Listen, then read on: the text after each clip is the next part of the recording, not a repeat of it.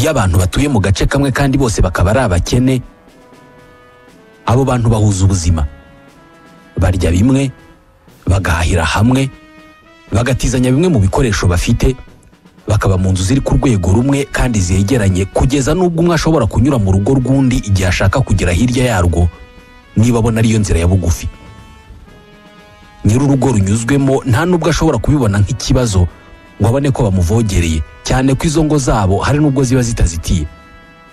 Baba babanye neza cyane kugera igihe umwe muri bo aboneye amafaranga, amikoro yakazamuka, ahita avugurura inzu ye, akayubakira igipangu gikomeye, hejuru agashyiraho ibimene by'amacupa cyangwa se senyenge, rimwe na rimwe akanacirira imbwa ibuze ubonetse wese kuzi we, ndetse mu kibonezamvugo cye hakiyongeramo amagambo nko kuvogerwa, uburenganzira, ubwisanzure, kandi kuboneka ko bikagabanuka cyane, ndetse iyo bishobotse yagura ubutaka bwe akagurira ba baturanyi be bakimuka. Aho bajya gutura ntihamureba. Imibanire y'aba bantu irahinduka cyane. Buri rugo mu baturanyi rufite haba harimo umuturanyi mubi. Niba nta muturanyi mubi ugira, ubwo abaturanyi bawe bo baramufite. Ese uko amikoro y'umuntu agenda azamuka, uwo muntu arushaho kugenda aba mubi. Ndabasuhuje, nitwa Ismael Mwanafunzi. Umuntu niwe kinyabuzima gishobora gukora amabi yose ashoboka watekereza: kwiba, kwica, kubeshya, kugambana, guhemuka, gukora intambara itarimo impuhwe na nke. Ariko nanone umuntu afite ubushobozi kandi akora ibikorwa byiza bidakorwa n'ikindi kinyabuzima icyo ari cyo cyose: gukunda, kuvura, gutabara, kwiyunga n'abanzi be. Bishoboka bite ko umuntu umwe yagira ubushobozi bwo gusenya ubwiza nk'ubu ngubu? Iyo ugeze mu mujyi wari wose ukomeye, muri imwe mu mijyi myiza iri kuri iyi si, wubatsemo ibikorwa remezo byiza nk'inzu z'ibirahuri zirabagirana, ukareba abantu beza bagenda muri uwo mujyi, uhita ubona ko isi ari nziza ndetse ko n'abayituye ari beza. Ariko abo bantu beza gutyo, ibyo bintu byiza ubona gutyo bashobora kubisenya mu kanya nk'ako guhumbya.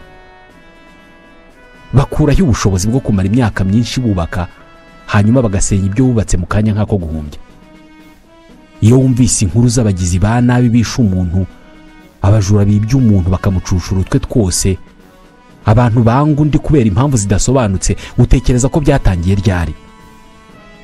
Niba abantu tubona bakora ibikorwa byiza nko gufasha abandi, kubavura, kubatabara, ndetse rimwe na rimwe bakabitangira, ariko bagashobora no gukora ibindi bikorwa by'ubunyamaswa nko kugambana, guhemuka, kwangana, kwiba n'ibindi, ni uruhe ruhande ruruta urundi muri izi ebyiri? Abantu ni ibinyabuzima byiza cyangwa se ni ibinyabuzima bibi? Ese koko muri buri umwe muri twebwe hihishe n'inyamaswa y'inkazi tugomba gushaka uko twacisha bugufi? Tubahaye ikaze muri iki kiganiro. Ntabwo nari nzi ko ari uko uteye. Niyo mvugo benshi bakoresha iyo kera kabaye bamenye ko wa muntu mwiza babonaga ashobora no gukora amabi. Icyo twese tuzi ni uko umuntu ashobora guhitamo kuba mubi cyangwa se mwiza. Ese umuntu muri rusange ni ikinyabuzima cyiza kigirwa kibi n'ibyo kinyuramo muri ubu buzima? Nawe uzi abantu bakora amabi bakavuga ko babitewe n'abandi? Kwibaza niba umuntu muri kamere ye ari mwiza ni ikibazo abantu bibajije kuva kera cyane. Umufilozofe w'umugiriki wo mu bihe bya kera, Platon, yagereranyaga ineza y'umuntu n'izuba rikoresha umucyo waryo rikamurikira imibereho yacu na buri kimwe mu bikorwa byacu. Nyuma yaho Aristote, Mutagatifu Thomas d'Aquin ndetse na Emmanuel Kant nabo bamaze igihe kinini cy'imibereho yabo biga kuri iki kibazo cy'ubwiza n'ububi bw'abantu. Kant yatekerezaga ko kuba mwiza k'umuntu abikomora mu bwenge. Kuba ufite ubwenge nibyo bituma uba umuntu mwiza, ukaba wanabinyangamugayo, ari nayo mpamvu duhitamo gukurikiza amategeko ya leta. Ubwenge bwawe bukubwira ko ugomba kubana neza na mugenzi wawe, kubera ko iyo utabikoze amategeko aragukanyaga. Kuri Emmanuel Kant, kugira ubwenge nibyo bigutegeka kuba umuntu mwiza, kubera ko nutaba mwiza isi ubwayo yonyine izabikwishyuza. Iyo ubonye umuntu utagira icyo atinya, uvuga ko afite ubwenge buke. ese tugomba buri gihe gutekereza mu buryo butuma tuba abantu beza? Tekereza igihe umuntu yanyerera akikubita hasi imbere yawe, icyo uhita wihutira gukora ni ukumwegura. Ni ibintu byizana muri ako kanya ukibona uwo muntu aguye utanabitekerejeho. Ni nkaho twese turi munsi ya rya zuba Plato yavugaga.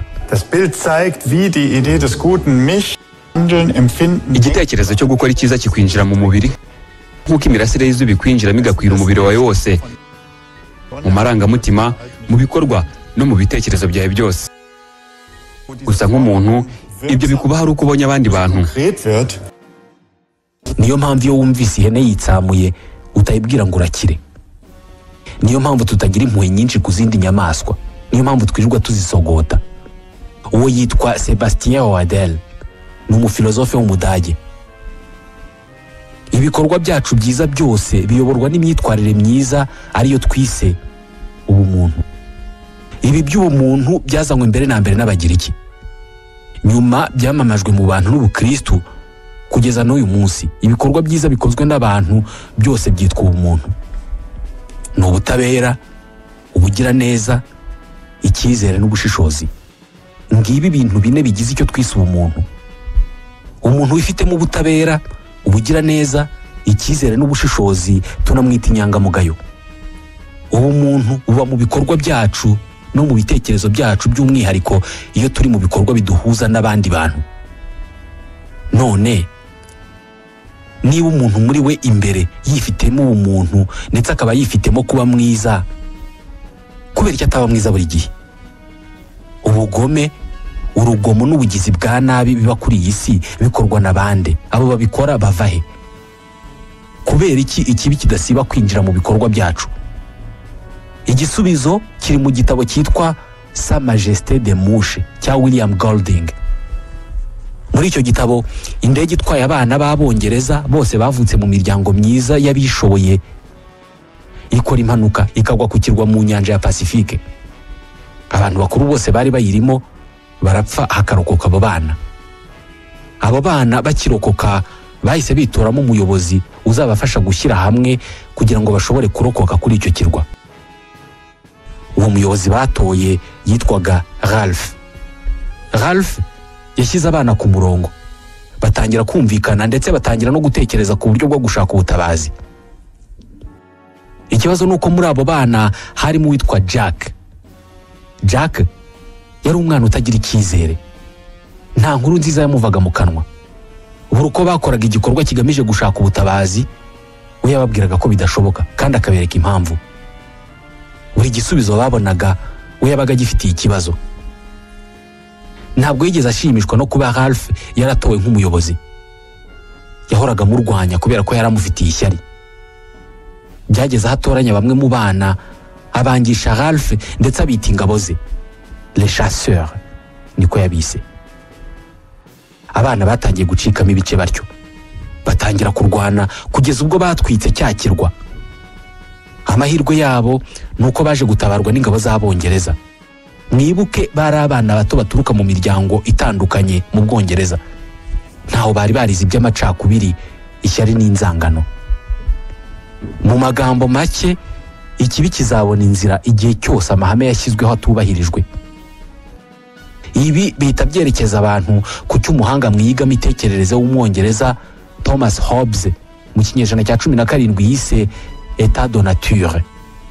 Hobbes yashyigikiraga igitekerezo cy'uko inyoko muntu aho iva ikagera iremye mu gasuzuguro, ihangana ndetse n'ubusambo. Ngiyi imiterere ya twese. Ngiyi imiterere kamere muntu iyo ariyo yose ifite, ari nayo ntandaro y'intambara abantu bose barwanamo n'abantu bose. Kubera ko bidashoboka ko twebwe ubwacu twakwivana muri iyo miterere karemano, dukeneye umucunguzi w'igihangange uzatuzanira amahoro n'umutuzo kuri twese. Uwo mucunguzi yitwa Leviathan. Iyo atabonetse, ubuzima bwacu buhinduka ubwigunge, agahinda, ishavu, kandi bukaba ubuzima utakwifuza gukomeza kubamo.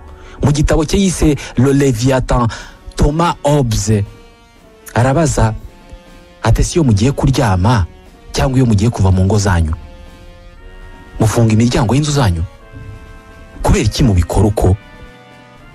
Muba mubizi neza ko nubwo hari abashinzwe umutekano babarindana n'ibyanyu, ariko hari umuntu uri buze kubiba.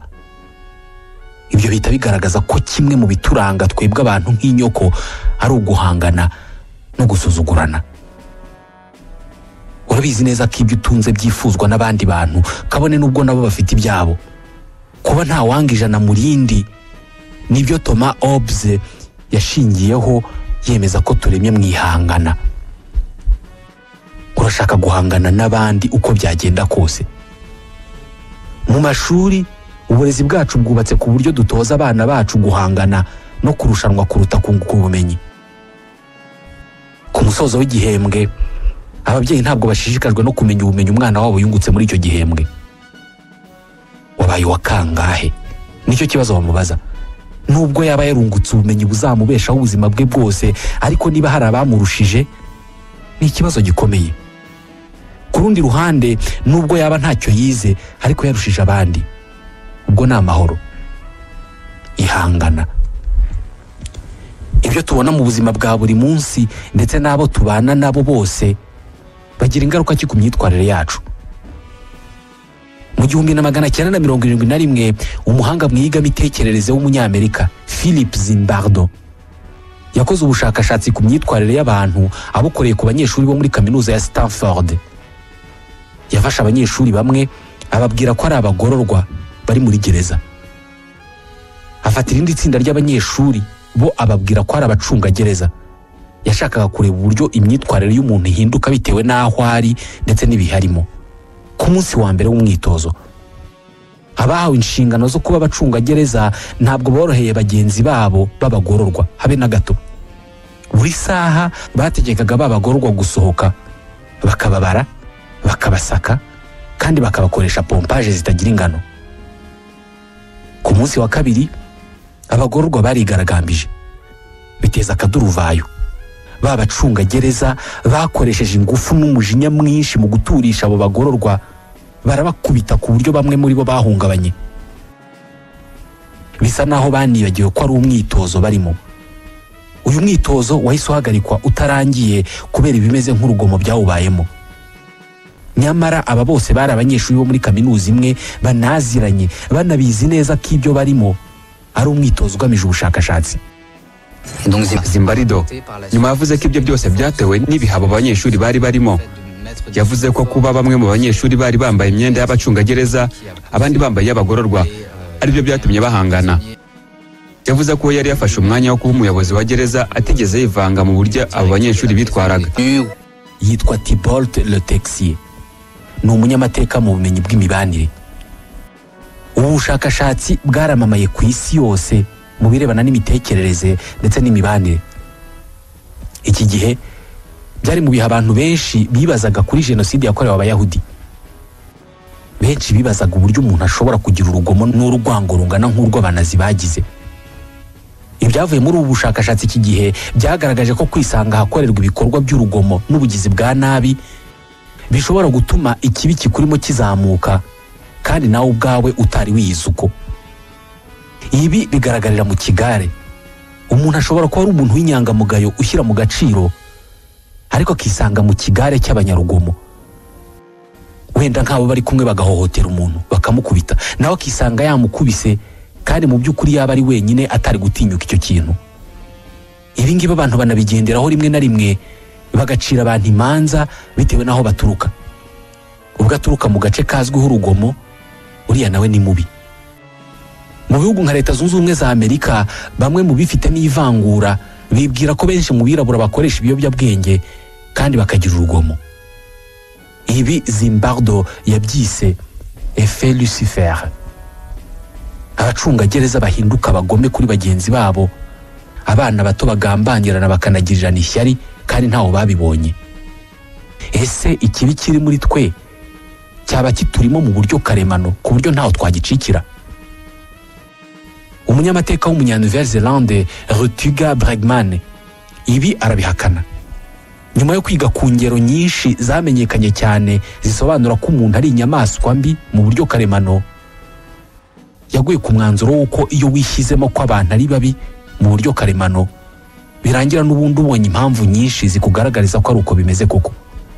We ashyigikiye igitekerezo cyo kureba ibintu nk'ureba ikirahuri kirimo amazi acagase. Ubishatse wavuga ko icyo kirahuri kiburaho amazi make ngo cyuzure, cyangwa se ukavuga ko icyo kirahuri kiburaho ubusa buke ngo kibe kirimo ubusa bwuzuye, moitié vide ou moitié plein. Bregman we mu gushyigikira igitekerezo cye aba ari inkuru yabayeho, inkuru itangira nka cya gitabo cya Sa Majesté de Mouche, ariko bigatandukana cyane. Mu kwezi kwa gatandatu mu 1965 abasore b'ingimbi bahagurutse ku kirwa cya Tonga muri Pacifique, bari mu bwato. Bageze hagati mu nyanja haza umuhengeri mwinshi urabazunguza ku buryo bamaze iminsi 8 rwagati mu mazi batazi aho barimo kwerekeza. Nyuma y'iyo minsi 8 baje kwisanga ku kirwa cyitwa Data. Kuko batari bazi aho baherereye, nabo bahise batangira kwirwanaho, batangira guhiga, bubaka karuri ko kubamo, buri munsi bagacana umuriro bakota, bakaririmba, bagakina imikino. Ibyago byose bahuraga nabyo babirwanyaga bashyize hamwe. Umwe muri bo yaje kuvunika ukuguru, bagenzi be bamwitaho ndetse bamugira umuyobozi wabo. Nyuma y'amezi 15 bari kuri icyo kirwa kandi babanye neza mu mahoro, baje kubona ubutabazi. Haje ubwato burababona, barasakuza cyane buza kubatabara. Inkuru irangiriraho. Abantu benshi bashobora kumva iyi nkuru bakumva nta kintu kirimo, kubera ko hatarimo ko abo bana baje kugirana ibibazo bakarwana bakicana, cyangwa se ngo kubera ko hatarimo intare zaje kubatera bakarwana nazo bakazica cyangwa se zikabica. Birashoboka ko dukunda inkuru zirimo ibibi gusa. Aba bana b'abasore ibi byago bisanzemo byatumye buri wese muri bo yishakamo ubumuntu bwose yifitemo, maze bashyira hamwe kugeza batabawe. Ese aba bana nabo bari gukora ubugome iyo batoranywa bagashyirwa muri wa mwitozo wa Zimbardo? Iyo baza gukinishwa, bamwe ari abafungwa abandi ari abacungagereza, bari kumarana nk'uko byagenze kuri bagenzi babo bo muri Stanford? Ibi biravuguruza ubushakashatsi bwa Zimbardo. Ikindi kirenze kuri ibi ni uko mu mwaka wa 2015 byaje kumenyekana ko muri wa mwitozo wa Zimbardo bamwe mu banyeshuri bakinnye nk'abacungagereza umunsi umwe mbere y'uko umwitozo utangira bari bahawe amahugurwa. Babwirwa ko abacungagereza bagomba kuba abantu batavugirwamo kandi biteguye gutanga ibihano biryana ku bagororwa. Nta muntu wambara uwo mwambaro ngo ajenjeke, niko babwiwe. Mu yandi magambo, icyateje imyivumbagatanyo ni uko abacungagereza bahohoteye abafungwa, bituma havuka imirwano. Niba ubushakashatsi bwamamaye ku isi bugaragaza ko abantu ari babi mu buryo karemano, bwarakozwe mu buriganya, niba kandi hari urugero rw'abasore bisanze ku kirwa batazi aho bari, bagashobora gushyira hamwe no gukundana kugeza babonye ubutabazi, birasa n'ibisobanuro ko muri rusange icyo dukunda ni ukubarirana inkuru zivuga ku bubi bw'abantu. Ibi bishobora gushimangira imvugo y'uko kuba imbwa yariye umuntu nta nkuru irimo, kubera ko imbwa zirya abantu n'ubusanzwe, ariko kuba umuntu yariye imbwa byari inkuru. Birashoboka cyane ko umuntu nk'inyoko akunda ibibazo. Birashoboka cyane ko iyo hatari ibibazo twumva tudatuje, bityo tukabishaka. Rutger Bregman we atekereza ko inkuru ziteye ubwoba zigaragaza ububi bw'abantu zahimbwe n'abantu kuva mu bihumbi by'imyaka ishize, hagamijwe gushyigikira no gushakira inzira gukandamizanya hagati y'abantu n'abandi. Hanyuma umuntu yaba ari umumarayika cyangwa ni sekibi? Mu gushaka kumenya niba abantu turi inyamaswa mbi zifitemo ubugome, hari abanyamateka bagiye kure cyane, kugera ku bakurambere bacu kugira ngo bamenye uko babagaho. Ni ryari abantu batangiye kwicana? Niba igihe tumaze tugeze ku isi ari isaha imwe, iminota 58 twayimaze turi abahigi twibera mu mashyamba tudafite ahantu hamwe dutuye. Iminota 2 yonyine ni ishize abantu batangiye gutura no kubaka iterambere ryose mubona. Mu gihe iyi si yari kiri amashyamba yirirwamo abantu babeshejweho no guhiga, nta kindi kintu cyabaga mu mitwe yabo usibye guhiga inyamaswa no kurwana.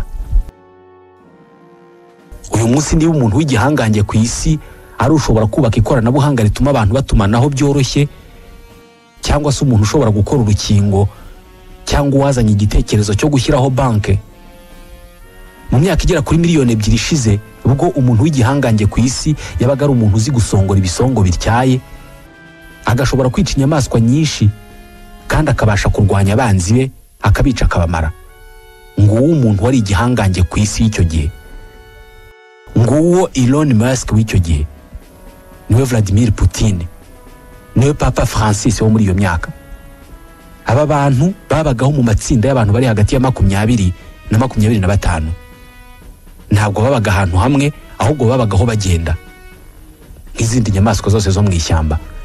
Bitekerezwa ko iyi tsinda rimwe ryahuraga n'irindi bataziranye, birindaga gukimbirana no guhita barwana. Bigomba kuba ari na hano umwanditsi w'Umusuwisi Jean-Jacques Rousseau yahereye yemeza imibereho karemano y'abantu hano ku isi mbere y'uko iterambere riza rikabahindura. Rousseau yabonaga ko iterambere ari ryo soko y'ikibi cyose umuntu afite. Yatekerezaga ko iterambere n'ubusirimu ari byo byatumye mu bantu havuka ikibi. Rousseau yavugaga ko intangiriro y'ubuzima mu muryango mugari ari nayo yabaye intangiriro yo gusenyuka kwawo. Uko iterambere n'ubusirimu byongera ni nako umuntu butakara. Buri gihe uko ubusirimu buzamuka ni nako ibyago byongera. Bibiliya ibara inkuru y'uburyo Adamu na Eva birukanywe muri paradizo yo muri Edeni, bagatangira guhinga, korora no gukora indi mirimo yose ivunanye. Ni ukuvuga ko aribwo bahise batangira gutura, bakagira aho baba hazwi batahava. Iki gihe nibwo ubuzima bwatangiye gukomera, ari nabwo urugomo n'ubugizi bwa nabi no kubabazanya byatangiye. Reka tuvuge ku mateka atari yo muri Bibiliya noneho. Kubera icyo umuntu yikuye muri paradizo yo mu ishyamba, aho yabagaho nta hantu atuye, abaho yihigira inyamaswa, hanyuma akaza gufata icyemezo cyo gutura no guhinga no korora no kugirana amakimbirane n'abandi. Byose bitangira nyuma gato y'igihe kirekire cy'ubukonje cyabayeho, aho isi yamaze imyaka myinshi yuzuye urubura, période glaciaire. Ni mu myaka 15,000 ishize. Ubu bukonje bukimara gushira, urubura rugashonga, ahantu hose hagashyuha, nibwo abantu batangiye gutura hitwa muri croissant fertile. Ni mu burasirazuba bwo hagati muri Iraq, Iran, Israel na Palestine, bahitaga muri Mesopotamie. Mu Burayi ho abahinzi ba mbere bahageze nyuma, mu myaka 5,000 mbere ya Yezu. Igihingwa cya mbere bahinze cyari ingano. Madame Sylviane Charles ni umwanditsi akaba n'umwarimu muri kaminuza mu Budage. Bitekerezwa ko abahinzi ba mbere bagize mu mashyamba yo mu Burayi bagatangira gukuramo ibiguni n'ibigunda kugira ngo bahubake inzu zo guturamo. Nyuma y'uko batangiye gutura, bahise batangira kwiyongera mu bwinshi, ari nako inzu zo guturamo ziba nyinshi. Uko niko byasabaga gukuraho andi mashyamba menshi kugira ngo bongere ubuso bwo guhingaho no guturaho. Uko imyaka yagendaga ishira kandi ni nako bakeneraga ubundi butaka bwo kororeraho. Icyaje kuba rero ni uko nyuma y'imyaka myinshi abantu babaye benshi kandi bagomba gusaranganya ubutaka bwarushagaho kuba buto. Ibi ni nabyo byatumye hatangira kwaduka amakimbirane. Ni ukuvuga ko amakimbirane ya mbere yabayeho yarashingiye ku butaka. Bigomba kuba ariyo mpamvu n'uyu munsi aya makimbirane ari mu yiganje mu bantu. Abantu bagitangira gutunga ni nabwo batangiye kugirana amakimbirane n'urwango. Bitekerezwa ko intambara za mbere zabayeho mu myaka 10,000 ishize. Mu myaka 6,500 ishize nibwo abantu babonye bwa mbere ibimenyetso by'uko abakurambere babo barwanaga intambara. Babonye ubuvumo n'ibimeze nk'imitamenwa abantu bishagamo bagenzi babo. Ni ibimenyetso by'uko abakurambere bacu barwanaga intambara. Babonye ibisigazwa by'imibiri y'abantu bigaragara ko bishwe nabi kandi bishwe n'abandi bantu. Babonye ibyobo rusange byashyinguwemo abantu. Bitekerezwa ko icyitwa intambara cyatangiye ari uko abantu batangiye gutura ahantu runaka, ahantu hamwe. Inshuro nyinshi abantu bapfa ko umwe yashatse gutwara iby'undi cyangwa se ko umwe yumva ko hari ushaka kumutwara ibye. Kandi gutunga ibintu byatangiye ari uko abantu batangiye gutura. ubwo abantu batangiraga kubaka inzu buri wese agatangira kugira ahabarizwa naho ibihabarizwa byose bikaba ibye. Iki gihe nibwo abantu batangiye kugirana amakimbirane no kurwana. Abantu babaye biberaho bagenda batagira aho babarizwa, bahiga bararaho bageze hose, amakimbirane yagabanuka kubera ko nta wagira icyo atunga. Ubwo abantu batangiraga gutura no guhinga nibwo batangiye kubaka ibigega n'ubuhunikiro bw'imyaka. Nta wari ukijya guhiga kubera ko babaga bafite ibigega byuzuye ibiribwa. Muribuka tuvuga ko niba tumaze isaha yose tugeze ku isi iminota 58 ubwo twayimaze mu mashyamba, hanyuma ibiri yonyine akaba ariyo tumaze dutuye. Ubwo bivuze ko igihe kinini abatuye isi bakimaze babanye neza. Uru rugomo mubona rugezweho ntabwo rwatangiye kera cyane ubigeranije n'igihe tumaze ku isi. Hari ubuvumbuzi butari ubwa kera bwakozwe n'umushakashatsi mu by'ubuzima w'Umurusiya witwa Dmitry Belyaev. Kuva mu 1950 uyu mugabo yatangiye korora imihari. Imihari yoroye bwa mbere yagiraga amahane nyine kubera ko zari inyamaswa z'agasozi. Iyo mihari yabyaraga yatoranyagamo ifite ubwitonzi idashaka kurya abantu, akaba ari yagumana indi akayohereza mu gasozi aho n'ubundi isanzwe iba. Nyuma y'ibisekuru bigera kuri 20 by'iyo mihari, ni ukuvuga uhereye ku mihari yoroye bwa mbere ayikuye mu gasozi ukagera ku yo yabyaye nayo ikabyara indi, yibyaye nayo ikabyara indi, nayo ikabyara indi kugera ku gisekuru cya 20. Iyo ku gisekuru cya 20 ntabwo yari ikiri imihari, yari isigaye ibaho nk'imbwa, ndetse yari yaranatangiye guhinduka no mu miterere yo ku mubiri. Imirizo yayo yari yaratangiye kwigonda, izuru ryaratangiye kuba rigufi ritagisongoye nka mbere, kandi amatwi yayo yaratangiye kugwa. Nubwo umuhari boroye urekeraho kuba umuhari ahubwo ugatangira kuba umuhari wo mu rugo, hari n'inyamaswa zishobora kwiyorora z'ubwazo. Abantu batangwaho urugero rwo kuba bariyoroye. Bo ubwabo nibo bafashe icyemezo cyo kuva mu mashyamba bajya kubaka inzu, baratura batangira kuba ahantu hamwe. Ibi babikoze mu rwego rwo kurekeraho gutinyana hagati yabo. Gutura byatumye abantu batinyukana binyuze mu mikoranire. Kuva bariya bakora biriya, nanjye nshobora kubyigana nkabikora. Niba hari ubumenyi mfite nshobora kubusangira n'abandi. Uko niko havutse sosiyete cyangwa se umuryango mugari tubarizwamo. Ibi ni nabyo bisobanurira iterambere ryose twagezeho. Kuva twaza ku isi, imibanire hagati y'umuntu n'undi niyo yagennye imiterere n'imibereho yacu. Nibyo imibanire yagennye imwe mu miterere y'imibiri yacu. Nk'urugero, dutumanaho tudafunguye umunwa ahubwo dukoresheje ibimenyetso byaba iby'isura ndetse n'ibindi bice by'umubiri. Nk'uko twahimbye ururimi ku buryo abantu bavugana, twahimbye n'ibindi bimenyetso nk'inseko. Umwana w'uruhinja yiga hakiri kare kwishyira mu mwanya w'undi muntu. Mu myaka 5 ya mbere y'ubuzima bwe, umwana yiga kugira impuhwe no kwifatanya n'abandi mu kababaro. Iki gihe aba yaratangiye kwiyumva nk'umuntu utandukanye n'abandi bantu. Kuri bamwe, ikinyoma cya mbere umwana wawe w'igitambambuga azakubeshya ntikizakubabaze, kubera ko ngo bigaragaza ko yatangiye kwimenya no gushaka inyungu no kwirwanaho, ikigaragaza ko yanarwana ku bandi. Bitekerezwa ko ku mezi 18 umwana bashobora kugira ubufasha atanga. Igitangaje nuko kuri aya mezi ari nabwo ikibi gitangira kumwinjiramo. Nyuma gato y'aya mezi ni nabwo atangira gukora ikintu ari uko abona hari inyungu ari bugikuremo.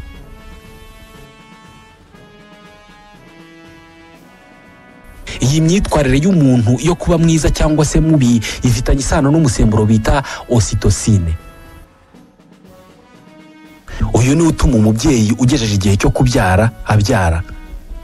Ni utuma umura wiyegeranya maze umwana uri mu nda agatangira gusohoka. Uyu musemburo wongera kuvubuka iyo umubyeyi arimo konsa. Iyo umwana arimo konka arebana mu maso na nyina, uyu musemburo urimo kubaka amarangamutima azatuma abo bantu babiri umwe yizirika ku wundi. Uyu musemburo uyu mwana yonka muri aya mashereka ugatuma we na nyina bagirana imibanire yihariye izahoraho iteka ryose. Ni nawe utuma uwo mwana yiyumva muri uwo muryango. Uzumva bavuga ko abantu bonse rimwe baba bafite byinshi bibahuza ku buryo kubatanya bigoye. Abantu bo mu muryango umwe baba barasangiye iyo ocytocine maze bakagirana imibanire yihariye. Ikibazo ni uko uyu musemburo uhuza abantu unifitemo uruhande rwijimye. Nubwo wongera imyiyumvire y'umuntu yo kuba barizwa mu muryango runaka, unatuma umuntu adakunda abaturutse hanze y'uwo muryango. Ibishimangira ibyo bavuga ko umumama ashobora kubona ingufu n'ubushobozi utashoboraga kumukekaho igihe byaba ngombwa ko arengera abana be. Brian Hare ni impuguke mu by'imibanire y'abantu. Iyo umuntu ari kumwe nabo bahuje umuryango, ubwoko cyangwa abo bafitanye isano, baba ari inyamaswa za mbere nziza ku isi. Ariko iyo batekereje ko uwo muryango wabo cyangwa se iryo tsinda ryabo riri mu bibazo, bahinduka nk'ikirura kirimo gutabara abana bacyo. Ocytocine, umusemburo uduha urukundo ukanadufasha kubana n'abandi neza, ariko ukanadukururira urwango n'urugomo. Imibanire yacu twebwe abantu ntabwo izigera iba nk'iy'izindi nyamaswa. Kuba izindi nyamaswa ntacyo zitunze biri mu bituma zibana uko zibanye, biri mu bituma zitagirana amakimbirane. N'iyo ziyagiranye aba ashingiye kuri icyo kintu cy'ako kanya bikarangirira aho. Gutunga ibintu byahinduye umuntu mu miterere, mu mitekerereze no mu mibereho yose muri rusange. Biri mu byaremye ukwikunda kose tugira, biri mu byaremye ibyo duha agaciro nk'icyubahiro ndetse n'igitinyiro. Nitwe binyabuzima byonyine bishobora kugira urukundo n'urwango icyarimwe, kandi byose tukabikoresha hafi icyarimwe. Biri mu bidusunikira kutagira ikintu na kimwe dukorera ubuntu. Nicyo bigaragara ko dukoreye ubuntu, tuba tugitegerejemo inyungu runaka, nubwo byaba gushimirwa byonyine. Tukivuga ibyo gushimira, tubashimiye ko mudasiba kutwumva. Nitwa Ismael Mwanafunzi, ndabashimiye.